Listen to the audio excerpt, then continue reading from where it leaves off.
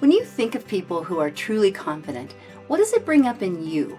Do you see yourself like they are? Or do you believe that confidence was a personality trait you didn't get when you were born? We're going to talk about it today. Keep watching. Today's video is brought to you by my mini course, Permission to Suck, Bypassing Perfection, Embracing Potential. This is a 3-lesson course with 3 bonus videos that has been the transition point for hundreds of my clients to change their relationship with failure for good. Details in the description box below. Well, welcome back to Mindset Monday on the Voice Love Company. I'm Christi Bovee. I'm a mindset coach and voice intuitive. I work with high-level professionals and pre-professionals, getting them where they really want to go. I help people find their voice and make their sound in the world no matter who they are, no matter what they do. Last week, we talked about just get started to step out and do the thing you feel called to do in the world, to live as if your prayers were already answered.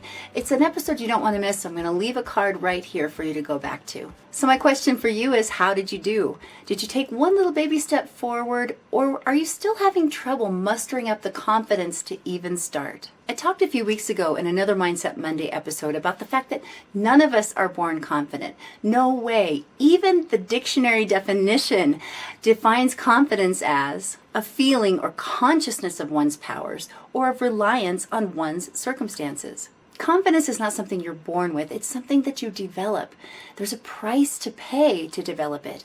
Now, the price is tiny, but the return is huge. Can I tell you something? After working with thousands of people on their voices, on their mindset, on their lives, you actually have confidence.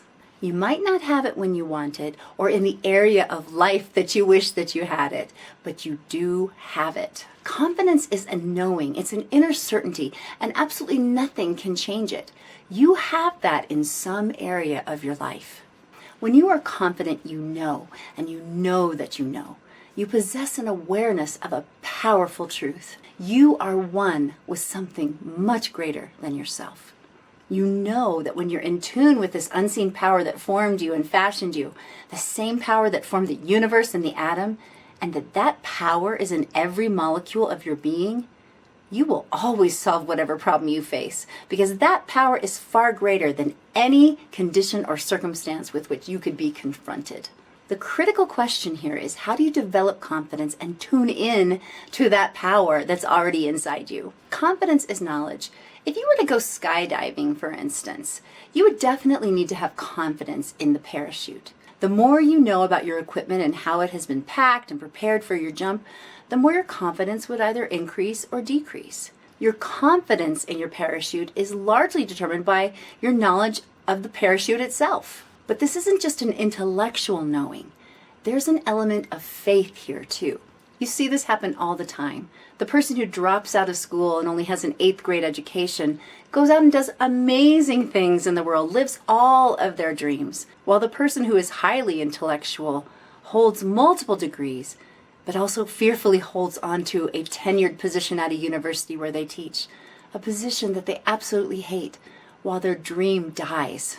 So no, we're not talking about intellect and having a lot of credentials. That is not what makes confidence. The more knowledge and understanding you have about yourself, the greater will be your confidence.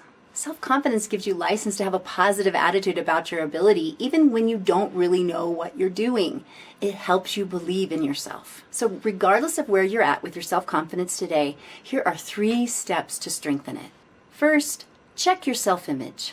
We've been talking about self-image for weeks now because it's such an important part of your mental machinery. Your self-image keeps you running like a high-performance sports car. And that's because self-confidence is an inside job.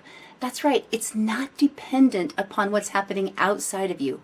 Confidence is determined by what's happening here and here. So this is crucial. You have to be so deliberate about the picture you hold of yourself in your mind, because what you put out always comes back.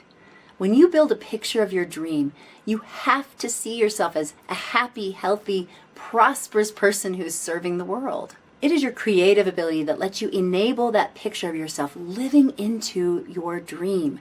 You're building it in your mind and your body. But the exciting thing is it can't stay there. That dream has to move into physical form with and through you. As long as you hold that image of your dream, that picture affects your movements and dictates what's attracted into your life. You get to co-create with the ever-present, all-knowing, powerful, life-giving force I like to call God. And the coolest part is you can connect anytime you want to. So train yourself to see yourself as having awesome power. See the willingness of God working with you, to you, through you. Even Jesus told his followers in John 14:12, "Greater things will you do than I have done." Whether you believe in Jesus or not, you have to admit that's pretty cool. And the more you permit these kinds of thoughts to permeate into the feeling side of your personality, the more confidence you're ultimately going to have. Your level of confidence is going to be in direct ratio to your awareness of your oneness with the ever-present, all-knowing, all-powerful, life-giving force. And that's just step number one. It's so cool. The second step is check your strengths and weaknesses. We all have them, and if you're really honest with yourself, you'll probably find your list of weaknesses outweighs your strengths. Now I can hear you saying, great, you just built me up with step one and now you're bringing me back down again. But hear me out. We all have weaknesses and we spend most of our lives trying to hide them, feeling ashamed of them. I find this with my clients all the time, and it manifests itself as physical tension, it manifests itself as stage fright. They're all different things we do to try and keep ourselves safe. But there's something powerful that happens when you shine a light on your weaknesses. You call them out. You just recognize them. Shining a light on your weakness makes weaknesses weaker. Because ultimately, we don't want to develop them. We want to manage them and put all of our energy into developing our strengths. In other words, you direct your efforts and attention towards what you already do really well, and you keep getting better at it until you mastered it. If you do what you enjoy and you do it well, the more you do it, the better you're going to get at it, and the more you're going to enjoy it. And confidence just pours out from that space. And it's at that moment when you have put all the time in to really become a master that you're able to say, I'm good, and I know I'm good, and I know why I'm good. That is confidence. But it gets even better in step 3, because this is the step where you train your mind to see in all people what they do not see in themselves. Oh, how I love this, because it could literally change the world. And it may be a little bit of a surprise to you, because it's like, what does this have to do with confidence? What would happen if you began to treat every person you come into contact with as the most important person in the world? Look at people with a new awareness. If you are a manifestation of the Creator, then so are they. See every person as an expression of God. They are perfect. And one thing we have to do in this step is refuse to allow another person to affect how we see them, how we treat them. Their speech, their actions, and results may clearly indicate they don't like themselves. And you gotta love them anyway. Go for the age-old advice of seek and you will find. Look at this like a treasure hunt. There is gold to mine in each individual. This is how I approach working with my clients. It's the reason why I love working with people in this way. For instance, when people are prickly and unpleasant, a lot of times it means that there's just a lot of fear deep down. So I'm sure, again, you're asking, what does this step 3 have to do with my self-confidence? Well, this is the really beautiful part. The good you find in others ultimately is a reflection of the good you find in you.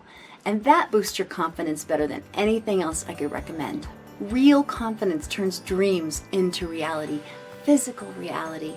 Oh, my friend, isn't it time for you to up-level your life and walk in this kind of confidence?